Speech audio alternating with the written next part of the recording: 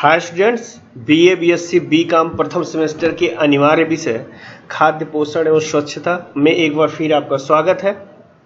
आज हम लोग छठा लेक्चर पढ़ेंगे। इसके पहले हम लोगों ने 5 लेक्चर पढ़ लिया है, जिसमें पहला लेक्चर सिलेबस था। उसके बाद हम लोगों ने 4 लेक्चर अपने कंटेंट पे बात कर ली है। तो चलिए स्टार्ट करते हैं आज का छठा लेक्चर। अब यहाँ पे देखिए, जैसा कि हमें पता भी है कि नेशनल एजुकेशन पॉलिसी जो 2020 का है नेप, उसके आधार पे सभी सेमेस्टर में एक आपको को करिकुलर सब्जेक्ट्स पढ़ने हैं। बीए बीएससी प्रथम सेमेस्टर में हमें खाद्य पोषण एवं हाइजीन पढ़ना है। खाद्य पोषण और हाइजीन का यह छठा क्लास है। तो चलिए हम लोग स्टार्ट करते हैं आज का क्लास। मैं हूँ Shailendra Gupta. Big learn academy के इस डिजिटल प्लेटफॉर्म पे एक बार फिर आपका स्वागत है। तो आज हम लोग पढ़ेंगे संतुलित आहार की अवधारणा, यानी कि concept of balanced diet. Balanced diet क्या होता है, किस आहार को हम लोग बैलेंस्ड डाइट कहते हैं, यानी कि कौन संतुलित आहार होता है। तो इस संतुलित आहार को अगर हम देखेंगे तो हमारा जो जीवन है, इस जीवन में 3 महत्वपूर्ण तत्व हैं जिनकी हमें जरूरत पड़ता है, और वह है भोजन, हवा और पानी। भोजन, हवा और पानी। अब इसमें जो भोजन है हम उसकी बात कर रहे हैं। तो भोजन में जितने प्रकार का हम भोजन लेते हैं, सभी के सभी जो भोजन होते हैं वो हमारे लिए सर्व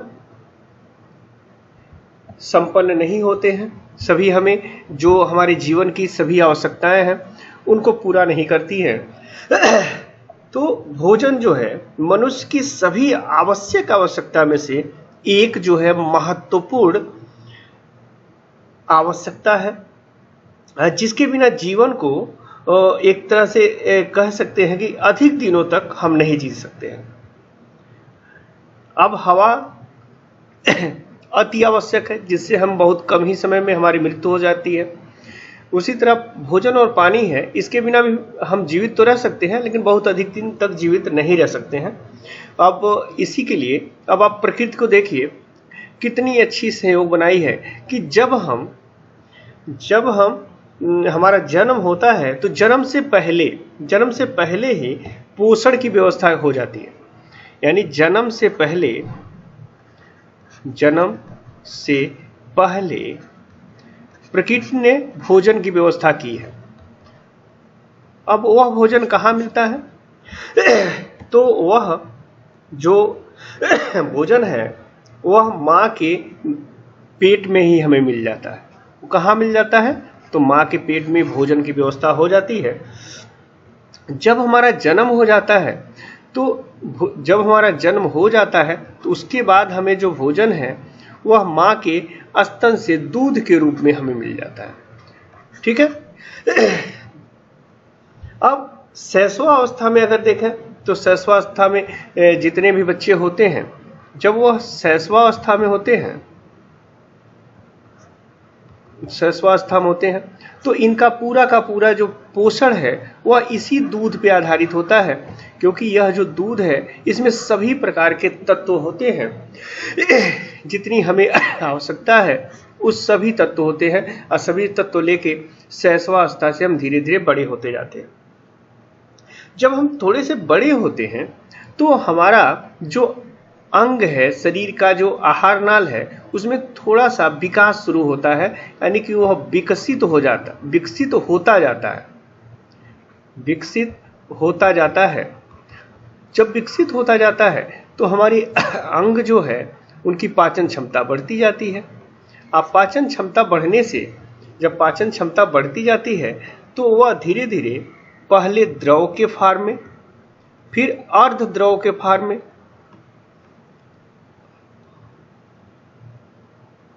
अर्ध द्रव के फॉर्म में, फिर वो धीरे धीरे ठोस आहार लेना शुरू कर देते हैं।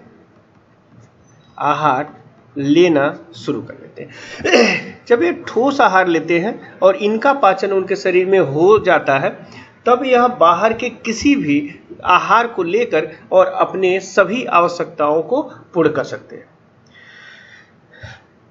अब जब इनके सभी ठोस को यह पाचन करने की क्षमता आ जाती है, तो जैसे मान लीजिए अनाज है, दाल है, फल है, सब्जियां हैं, दूध है, अंडा है, मांस मछली है, सूखे मेवे हैं और इत्यादि इत्यादि प्रकार के यह ठोस आहार लेते हैं।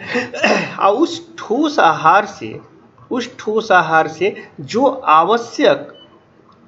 आवश्यक तत्व हैं, उस तत्वों को यह अवशोषित कर लेते हैं और अपने शरीर का जो कार्य है उसको संपन्न करते हैं। अगर हम पुराने ऐसे समय में देखें जब हमारा समाज विकसित नहीं था, तो उस समय भी, प्राचीन समय में भी मानव आखेट या शिकार करके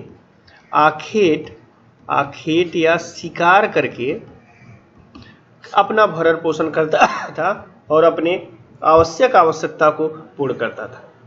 धीरे धीरे उसने कृषि की ओर ध्यान दिया, कृषि कार्य करने लगा। सभ्यता के विकास के साथ साथ भोजन का जो है उत्पादन, उनका संरक्षण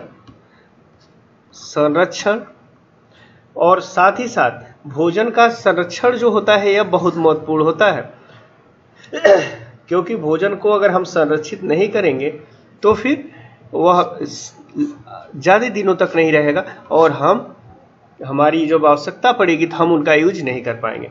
तो उत्पादन, फिर उनका संरक्षण और उनसे मिला करके अपने भोजन का पूर्ण करते थे। अब अगर हम आज की बात करें तो एक चीज आप कहावत सुने होंगे कि जैसा खाए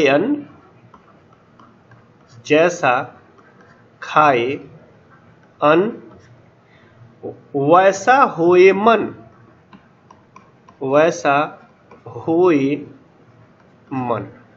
अब यहाँ इसका मतलब यह है कि अब जब हमारे पास विभिन्न प्रकार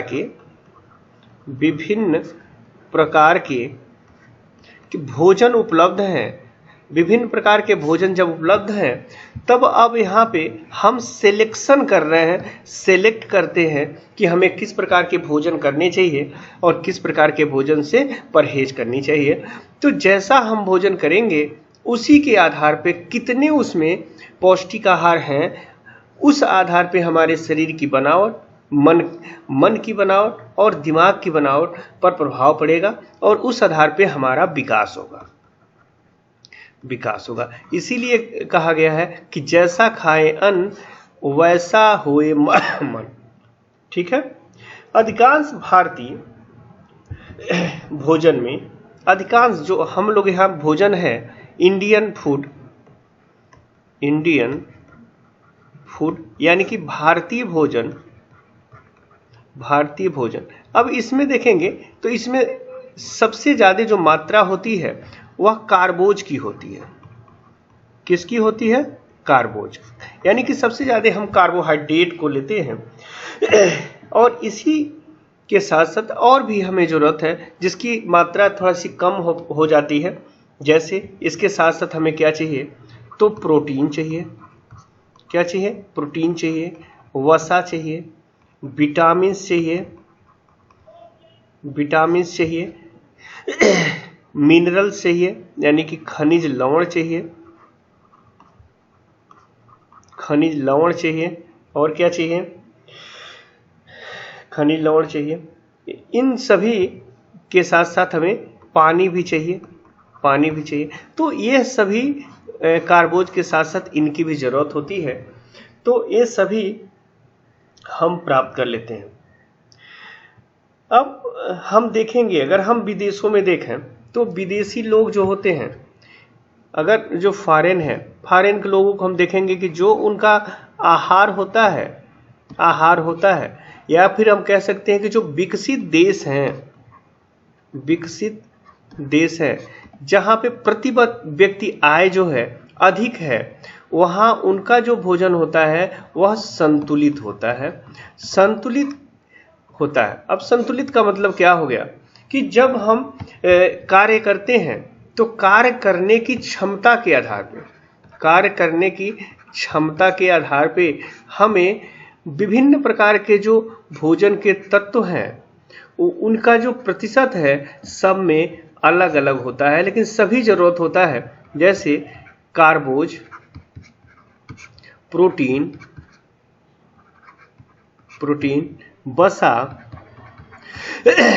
वसा, मिनरल्स या फिर इनको बोलते हैं खनिज लवण, उसके बाद विटामिन्स, इन सभी का अलग अलग परसेंटेज में हमें आवश्यकता होता है। और अलग अलग परसेंटेज में आवश्यकता होने के कारण जब हमारा भोजन जितनी हमें परसेंटेज की जरूरत है, अगर उतना परसेंटेज हमारे भोजन में उपलब्ध है तो इस भोजन को हम क्या बोलते हैं? संतुलित आहार बोलते हैं। क्या बोलते हैं? संतुलित आहार बोलते हैं। तो समझ में आ गया कि संतुलित आहार क्या होता है। अब भोजन जो हम ग्रहण करने जा रहे हैं, जिनसे हमें पोषण मिल रहा है, उस भोजन में अगर सभी प्रकार के जो विभिन्न तत्व हमारे शरीर को जरूरत है, अगर उनमें से सभी का एक निश्चित रेशियो में जितना हमें जरूरत है उतने किलो कैलोरी एनर्जी वाला वह भोजन अगर हम ले रहे हैं, तब उसको हम क्या बोलेंगे? संतुलित आहार बोलेंगे। अगर ऐसा नहीं होता है तो जो भोजन होगा उसको हम असंतुलित भोजन कहेंगे, जिनको हम क्या कहेंगे? असंतुलित भोजन, उनको हम बोलेंगे असंतुलित भोजन। और जो असंतुलित भोजन होता है उससे ढेर सारे प्रॉब्लम हमारे शरीर को हो जाते हैं। जैसे मान लीजिए कि रक्त अल्पता हो जाएगा। अगर हम अपने भोजन में आयरन नहीं ले रहे, आयरन की मात्रा कम हो जाती है, तो हमारा हीमोग्लोबिन नहीं बनेगा, और हीमोग्लोबिन नहीं होगा तो रक्त अल्पता हो जाएगी। इसी तरह विटामिन नहीं लेंगे तो बेरी रोग हो जाएगा, स्कर्वी हो जाएगा, रिकेट्स हो जाएगा, अंधता यानी कि ब्लाइंडनेस हो जाएगा। इस तरह से ढेर सारी बीमारियां हो जाएंगी अगर हम सभी की मात्रा जो है समय समय पे नहीं लेंगे। ठीक है, और भी ढेर सारी बीमारी हो जाती हैं। लेकिन यह नहीं है कि केवल हम भोजन जो असंतुलित भोजन है वही लेंगे तो बीमारी होता है। कभी कभी हम क्या करते हैं कि जो संतुलित भोजन लेते हैं और उनकी मात्रा बढ़ा लेते हैं तो तब भी दिक्कत है। जो बहुत धनाढ्य लोग हैं, जिनके पास ढेर सारे पैसे हैं, तो वह भी जब एक मात्रा से अधिक हम भोजन लेंगे तब भी ढेर सारे तरह की बीमारियां हो जाती हैं। जैसे मोटापा हो जाएगा, हृदय रोग हो जाएगा, उच्च रक्तचाप, जैसे कुछ बीमारियां हैं। मोटापा, उच्च रक्तचाप यानी हाइपर प्रेशर, उसके अलावा भी हार्ट डिजीज हो जाता है। एथेरोस्क्लेरोसिस एक बीमारी होती है, किडनी की डिजीज हो जाती है, यकृत की रोग हो जाते हैं। अब इस तरह से ढेर सारी बीमारी होती हैं। कब? जब हम अधिकता में भोजन को लेते हैं।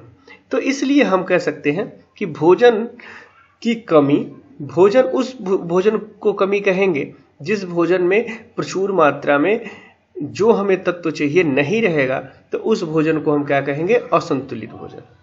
तो असंतुलित भोजन लेंगे या फिर भोजन अधिक लेंगे, तब दोनों ही प्रकार से हमें ढेर सारे प्रॉब्लम हो सकते हैं। अब अगर हम इस संतुलित भोजन को कुछ जो इस पे काम किए हैं उन लोग अगर परिभाषा देखेंगे तो वो अलग अलग लोग इसे अलग अलग तरह से परिभाषा दिए हैं। आप लोग अन्यथा मत लीजिएगा, थोड़ा हमारा सेहत सही नहीं है, फिर भी हम आपके लिए क्लासेस का वीडियो बना रहे हैं, तो बीच बीच में थोड़ी सी प्रॉब्लम हो रही है, तो उसके लिए आप सभी से माफ़ी चाहते हैं। तो चलिए शुरू करते हैं संतुलित आहार की कुछ परिभाषाएं। तो अगर हम देखें तो यहाँ पे एक परिभाषा बहुत ही सही बैठता है कि संतुलित आहार से तात्पर्य ऐसे आहार से है जिसमें शरीर की समस्त समस्त पोषण संबंधी आवश्यकताओं को पूर्ण करने के लिए सभी पोषक तत्व उचित मात्रा व अनुपात में पाए जाते हैं। देखिए, संतुलित आहार से तात्पर्य ऐसे आहार से है जिसमें शरीर की समस्त पोषण संबंधी आवश्यकता को पूर्ण करने के लिए सभी पोषक तत्व उचित मात्रा में या उचित अनुपात में उपलब्ध होते हैं, तब इसको हम बोलते हैं संतुलित आहार। ठीक है, चलिए एक और डिफिनीशन देखते हैं। संतुलित आहार वह आहार है जिसमें कि पोषक तत्व उतनी मात्रा में तथा अनुपात में हो जिससे कि ऊर्जा, अमीनो एसिड, विटामिन, खनिज लवण, वसा, कार्बोहाइड्रेट तथा अन्य तत्वों की आवश्यकता शरीर की जैविक क्रियाओं तथा स्वास्थ्य को संतुलित बनाए रखने के लिए सही अनुपात में मिल जाए।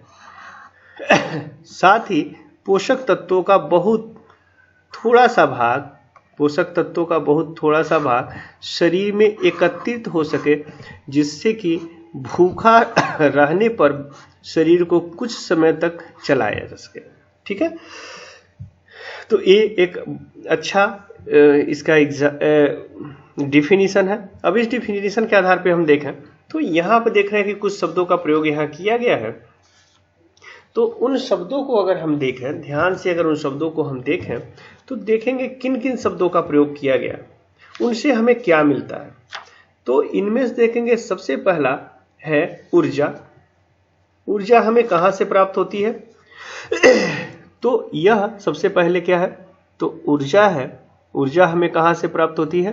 तो ऊर्जा हमें मिलता है कार्बोहाइड्रेट से। ऊर्जा हमें कहाँ से मिलता है? तो कार्बोहाइड्रेट, या जिसको कार्बोज कहा जाता है। कार्बोज कहा जाता है। कार्बोज से हमें ऊर्जा मिलती है, यहाँ पे लिखा भी है। अब वह कार्बोज जिसको हम कार्बोहाइड्रेट भी कहते हैं। अब यहाँ पे है एमिनो एसिड। एमिनो एसिड क्या होता है? एमिनो एसिड एक ऐसा तत्व है जो हमारे भोजन का प्रमुख अंग है, और यह अमीनो एसिड दो शब्दों से मिलकर बना है। यहाँ देखिए, एक एमीन और दूसरा एसिड, यानी कि एक ऐसा कंपाउंड जिसमें अमीन ग्रुप भी हो और एसिड ग्रुप भी हो, तब इसको हम क्या बोलेंगे? Amino acid. यहाँ पे है विटामिन। अभी आगे इन सभी को हम डिटेल में पढ़ेंगे। तो यहाँ विटामिन जो है इसमें भी ढेर सारे वैरायटी होते हैं, A B C D E के, आप देखे होंगे। अब इन विटामिन का अलग अलग रोग है। जब विटामिन को हम लोग पढ़ेंगे तब वहाँ पे सभी का अलग अलग हम लोग पढ़ेंगे कि क्या इनसे शरीर को फायदा होता है। यहाँ पे है खनिज लवण। खनिज लवण जैसे आपको पता ही है, आयोडीन है, आयरन है, जिनकी हमारे शरीर को आवश्यकता होता है। बिना उसके ढेर सारी बीमारियां हो जाएंगी। तो इस तरह से हम देखेंगे कि यह डिफिनेशन एक तरह से पूर्ण है। तो आज का क्लास यहीं पे समाप्त करते हैं। अगले क्लास में फिर मिलेंगे। Thank you.